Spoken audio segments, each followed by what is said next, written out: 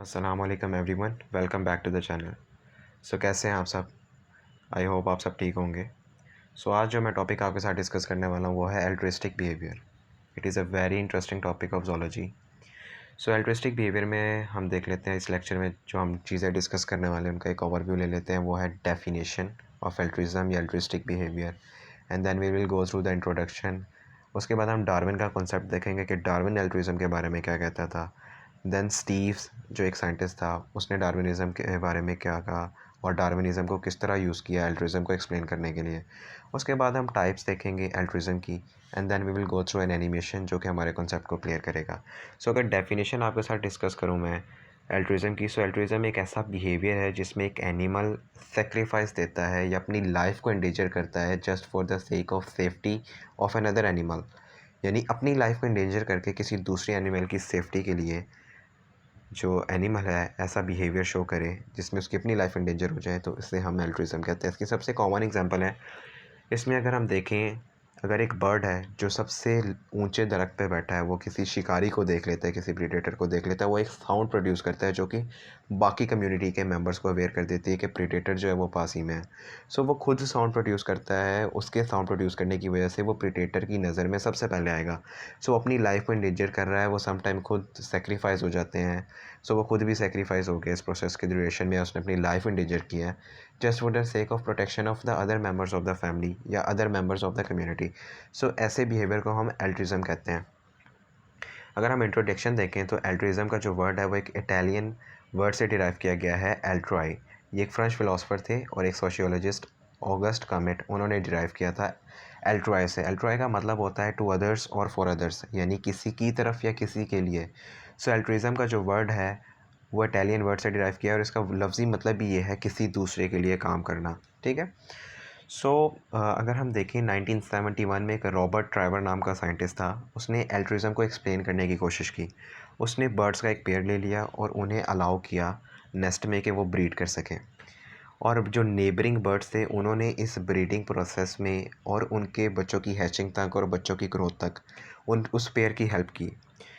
उसने इस पूरे एक्सपेरिमेंट से एक रिज़ल्ट ये निकाला कि एक इंडिविजुअल या एक एनिमल दूसरे की हेल्प करता है इस एक्सपेक्टेशंस के साथ कि वो ही एनिमल उसकी भी हेल्प करेंगे, यानी जो रेसिपिएंट होगा, जो ये हेल्प ले रहा है, वो फ्यूचर में या लॉन्ग टर्म में उनकी हेल्प करेगा at the same later date. Same process में सेम लेटर डेट में वो हमारी हेल्प करेंगे, यानी give and take.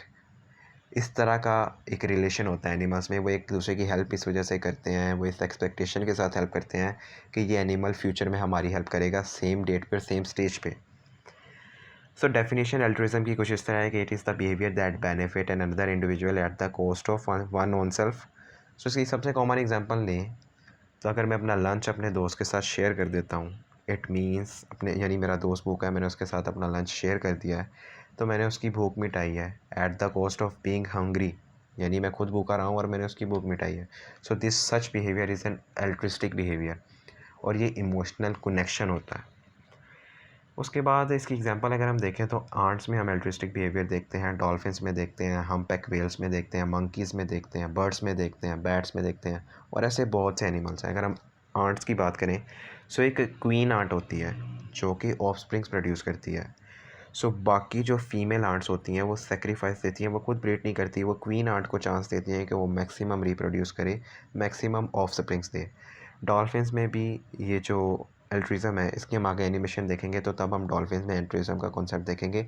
Humpback Wales पे एक रिसर्च की, कैलिफोर्निया यूनिवर्सिटी के स्टूडेंट्स थे, रिसर्चर्स थे, उन्होंने इस पे एक रिसर्च की। हम्पबैक वेल्स को देखा गया एक डेड बॉडी की प्रोटेक्शन कर रही थी वो समुंदर में किलर वेल से। किलर वेल्स उस डेड बॉडी को खाने के लिए आई, लेकिन हम्पबैक वेल्स उसकी प्रोटेक्शन कर रही थी किलर वेल से, और तकरीबन 6 घंटे तक वो ये प्रोसेस जारी रखा। हम्पबैक वेल्स ने वो 6 घंटे तक उस डेड बॉडी की प्रोटेक्शन करती रही। वो जो डेड बॉडी थी वो उनकी अपनी फैमिली से भी बिलोंग नहीं करती थी। साइंटिस्ट के जहन में ये ख्याल आते रहे कि क्यों एनिमल ऐसा बिहेवियर शो करते हैं किसी दूसरे एनिमल की तरफ, हालांकि उनका स्पीशीज़ सेम नहीं है या उनका उनसे कोई रिलेशन नहीं है। मंकीज़ भी ये बिहेवियर शो करते हैं, बर्ड्स की एग्जांपल आपको पहले बता दी, और बैट्स जो हैं वो एक दूसरे को फूड देते हैं, यानी ऐसा बैट जिसके पास फूड नहीं है बाकी बैट्स उसको फूड प्रोवाइड करते हैं और ऑल्ट्रिज्म का बिहेवियर शो करते हैं। सो यहाँ पे आपके सामने आर्ट्स की एग्जांपल है, उसके साथ डॉल्फिन्स की एग्जांपल है। यहाँ पे एक और एडिशनल बात है कि डॉल्फिन्स को देखा गया वो किसी भी ड्राउनिंग पर्सन यानी डूबते हुए इंसान को भी बचाती हैं। सो डॉल्फिन्स जो है हमारी यानी होमियो सैपियंस जो है और डॉल्फिन हमारी स्पीशी टोटली डिफरेंट है, तो क्यों वो ऐसा बिहेवियर शो करते हैं एनिमल्स। यहाँ पे बैट्स हैं, हम्पैक व्हेल्स हैं, पैरट्स हैं। सो डार्विन का कॉन्सेप्ट हम सबसे पहले देखते हैं। डार्विन को सबसे पहले तो ये ऑल्ट्रिज्म का बिहेवियर जो था वो खुद बहुत पजलिंग लगा।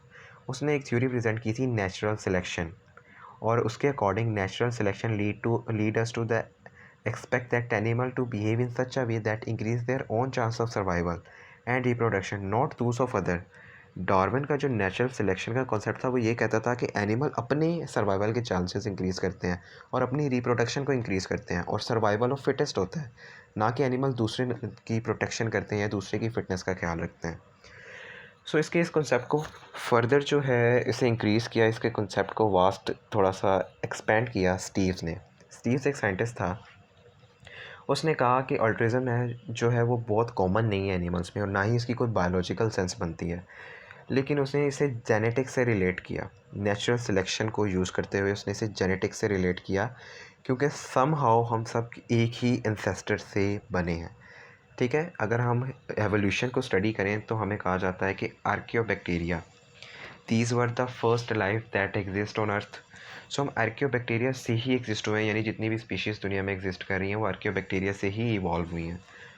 सो इसने जेनेटिक्स का कॉन्सेप्ट दिया कि एनिमल्स एक दूसरे की तरफ ये इमोशनल बिहेवियर या एक इमोशनल अट्रैक्शन या ये इमोशनल कॉन्टैक्ट रखते हैं एक दूसरे के साथ, क्योंकि हम किसी एक कॉमन एंसेस्टर से एग्जिस्ट हुए हैं। ठीक है, हमारे एंसेस्टर जो है वो एक कॉमन एंसेस्टर था। सो इसकी वजह से हम एक दूसरे के साथ ये बिहेवियर शो करते हैं। Same in case of animal, animal भी ये बिहेवियर इस वजह से शो करते हैं क्योंकि जेनेटिकली कहीं ना कहीं हम एक दूसरे के साथ रिलेट हैं, तो हमारे अंदर एक इमोशनल कॉन्टैक्ट है एक दूसरे के लिए, और एनिमल्स में भी सेम ऐसा ही है। और एक और थ्योरी और एक कॉन्सेप्ट जो है वो ये भी कहता है कि एनिमल जनरेशन टू जनरेशन अगर एक कम्युनिटी में रहते हैं और एक पॉपुलेशन के साथ रहना सीख लेते हैं। अगर हम एग्जांपल लें चिंपैंजीज़ और स्क्विरल्स की, यानी गुलारी और चिंपैंजीज़ जो हैं वो दरख्तों में रहते हैं, दरख्तों में ही उनकी लाइफ गुजरती है। सो जो चिंपैंजीज़ हैं वो गम यूज़ करते हैं अपने स्टमक इश्यूज़ को सॉल्व करने के लिए, यानी अगर किसी चिंपैंजी का पेट जो है उसका स्टमक जो है वो ख़राब हो जाता है, स्टमक इशू आते हैं उसको, तो दरख्त से निकलने वाली गम जो है वो उसे यूज़ करते हैं एज एन एंटीबायोटिक अपने पेट के इश्यूज़ को सॉल्व करने के लिए। सो स्क्विरल जो होती है उसके टूथ बहुत स्ट्रॉन्ग होते हैं, वो दरख्त के अंदर सुराख करती है जहाँ से गम बाहर आती है। ठीक है, सो बंदर उस गम्स को यूज़ करते हैं अपनी एज एन एंटीबायोटिक अपने डिज़ीज़ को ट्रीट करने के लिए। ऑन द अदर वे जो हाई रैंक के मेंबर्स होते हैं मंकीज़ में वो सबसे टॉलेस्ट ट्री पे होते हैं। सो सबसे टॉलेस्ट ट्री पे वो ये देखते हैं कि कहीं कोई शिकारी तो नहीं आ रहा। अगर कोई हॉक या ईगल उन्हें आता हुआ नज़र आता है तो वो एक ऐसा साउंड, एक ऐसा मैसेज प्रोड्यूस करते हैं जो कि स्क्विरल्स को अवेयर कर देता है। तो स्क्विरल्स जो हैं वो अपने घर में अपनी वाउंड में घुस जाते हैं ताकि वो उस शिकारी से बच सकें। सो एनिमल अगर जनरेशन टू जनरेशन एक दूसरे के साथ रहें, एक दूसरे की हेल्प करते रहें, तब भी उनमें एक इमोशनल कॉन्टैक्ट बन जाता है जो कि एल्ट्रिज्म है। सो टाइप ऑफ एल्ट्रिज्म अगर हम देखें तो 4 टाइप ऑफ एल्ट्रिज्म हमें देखने को मिलती है। उसमें सबसे पहले है nepotistic altruism, second one is reciprocal altruism और mutualism, third one is group based altruism जिसे हम किन एल्ट्रिज्म भी कहते हैं। यानी किन एल्ट्रिज्म और ग्रुप बेस्ड एल्ट्रिज्म जो है वो सिमिलर है तकरीबन, जो हम आगे डिस्कस करेंगे। And then we have moral altruism. So अगर हम नेपोटिस्टिक एल्ट्रिज्म को देखें तो इसकी सबसे कॉमन एग्जांपल क्या है, इसमें सेक्रीफाइसेस होती हैं पेरेंट्स की तरफ से। ठीक है, सबसे कॉमन एग्जांपल हमारा और हमारे पेरेंट्स का रिलेशन आता है। बर्ड्स में, एनिमल्स में, मैमल्स में, फिशेस में, जिस भी स्पीशी में चले जाएं वहाँ पर सारे पेरेंट्स सेक्रीफाइस देते हैं just for the sake of providing shelter, food, safety to their young ones और their kids. So nepotistic altruism की सबसे कॉमन एग्जांपल पेरेंट और चिल्ड्रन की है हमारे पास। Reciprocal altruism is a kind of symbiotic relationship. Symbiotic relationship वो relationship होता है जिसमें दो एनिमल्स में दोनों ही बेनिफिट होते हैं। इसकी सबसे कॉमन एग्जांपल है हमारे पास, जिसमें क्लीनर वेल्स और हम्पैक वेल्स या दूसरी वेल्स आती हैं हमारे पास। इसमें क्या होता है, ये जो क्लीनर फिशेस होती हैं, क्लीनर फिशेस जो हैं वो वेल्स के साथ साथ मूव करती हैं। वेल्स की बॉडी पे लगने वाली फंगस को वो ईट अप करती हैं, जिससे जो वेल्स हैं वो बीमारी से बच जाती हैं, डिजीज़ से बच जाती हैं या लॉन्ग टर्म कॉन्सिक्वेंसेस से बच जाती हैं। और इसी तरह जो क्लीनर वेल्स हैं उन्हें उनका फिशेस हैं उन्हें उनका खाना मिल जाता है। सेम ये कि जब वेल्स जो हैं वो खाना खाती हैं तो कुछ हमारे पास छोटे छोटे फूड पार्टिकल्स और मटेरियल्स जो हैं जो व्हेल के मुंह से निकल कर पानी में बह जाते हैं। सो वो उन फूड मटेरियल्स को, स्मॉल फूड पार्टिकल्स को भी इनगल्फ करती हैं क्लीनर फिशेस, जिससे उन्हें उनकी खुराक मिल जाती है। ग्रुप बेस्ड और किन एल्ट्रिज्म जो है ये तकरीबन सेम है, ठीक है। और इसमें एक छोटा सा जो डिफरेंस है वो एवोल्यूशन बेस्ड आता है। पहले हम इनकी एग्जांपल देख लेते हैं, फिर बाद में हम इनका डिफरेंस देखते हैं। जो ग्रुप बेस्ड ऑल्ट्रिज्म है, इसमें अगर हम देखें हमारे पास एक बफलो का ग्रुप है, ठीक है। और जैसे ही कि प्रीडेटर जैसे कि लाइन आया, सो एक मेंबर जो है वो एक ऐसी साउंड प्रोड्यूस करता है जो कि पूरे ग्रुप को अवेयर कर देता है और वो सब भागना शुरू कर देते हैं उस प्रीडेटर से बचने के लिए। सो ऐसी अल्ट्रिज्म को हम ग्रुप बेस्ड अल्ट्रिज्म कहते हैं, जिसमें एक एनिमल पूरे ग्रुप की हेल्प कर रहा है। यानी एक एनिमल साउंड प्रोड्यूस कर रहा है, पूरा ग्रुप जो है उस साउंड पर रिएक्ट कर रहा है और प्रीडेटर से बच रहा है। किन एल्ट्रिज्म की अगर हम एग्जांपल लें, हम इसकी एग्जांपल समझते हैं। हमारे पास ए और बी दो एनिमल्स हैं।